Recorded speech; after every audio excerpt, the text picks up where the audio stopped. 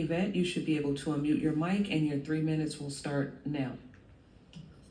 At this morning's closed board meeting, I read excerpts of the Saji, Pierce-Ayriel Bland civil rights lawsuit against Craig Spencer, Laura Acosta, and EBMUD. As the public knows, I've been speaking about this lawsuit at public meetings for a few months now. At one meeting, I compared EBMUD to the Catholic Church that uses parishioner funds to hire the best law firms to protect its pedophiles, and said that EBMUD does the same with ratepayer funds, to hire the best law firms to protect its misogynist, racist, and harassers. At that same board meeting, Craig Spencer's retirement was announced, and his protege and replacement, Derek McDonald, went on and on about how he was mentored and supported by Craig Spencer throughout his career at EBMUD. A few weeks later, I spoke again, but this time it was against Craig Spencer receiving accommodation for his service at EBMUD. In that same meeting, board members congratulated Mr. Spencer for his service, and Mr. Spencer expressed his appreciation to the board of directors for their unfaltering loyalty to staff. Well, a quick look at our employee directory shows that Craig Spencer hasn't retired, and I can only assume that he's going to hang out at EBMUD through 2021 until he gets his annual bonus that will soon be approved by General Manager Clifford Chan and this board of directors. So in honor of plaintiffs Saji, Pierce, and Ayriel Bland, I'm going to end my public comments today by reading from 3 excerpts of their complaint for retaliation, employment discrimination, hostile work environment, and wrongful termination and damages. 28.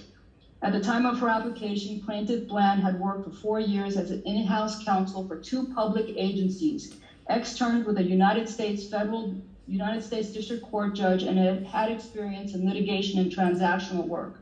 36. Commencing on July 22nd, 2019, and continuing thereafter, defendant Spencer did not promote Plaintiff Bland from Attorney 2 to Attorney 3, despite the fact that Plaintiff Bland met all of the requirements for an Attorney 3, exceeds expectations on performance appraisal in June 2020, and did more work in comparison to white attorneys on a similar or higher level than her. Defendant Spencer did not show any interest in mentoring or developing Plaintiff Bland as an attorney or have any conversations with her about a path to promotion. 37. On April 16, 2020, Plaintiff Bland filed a discrimination complaint against defendant Spencer. Shortly after Plaintiff Bland filed her complaint, defendant Spencer began to retaliate against her. Defendant EBMUD did nothing to protect her from his retaliation during 7 months it took to complete the investigation, or even after the investigation concluded with a finding that he had engaged in racial bias against Plaintiff Bland. These words are taken directly from the federal complaint filed by Plaintiffs Bland and Saji Pierce, and I'll be continuing with reading from this lawsuit in future board meetings. Thank you.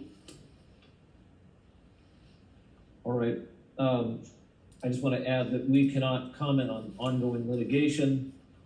However, the district takes any allegations of discrimination seriously. The district has thoroughly reviewed the facts and believes these allegations are unfounded.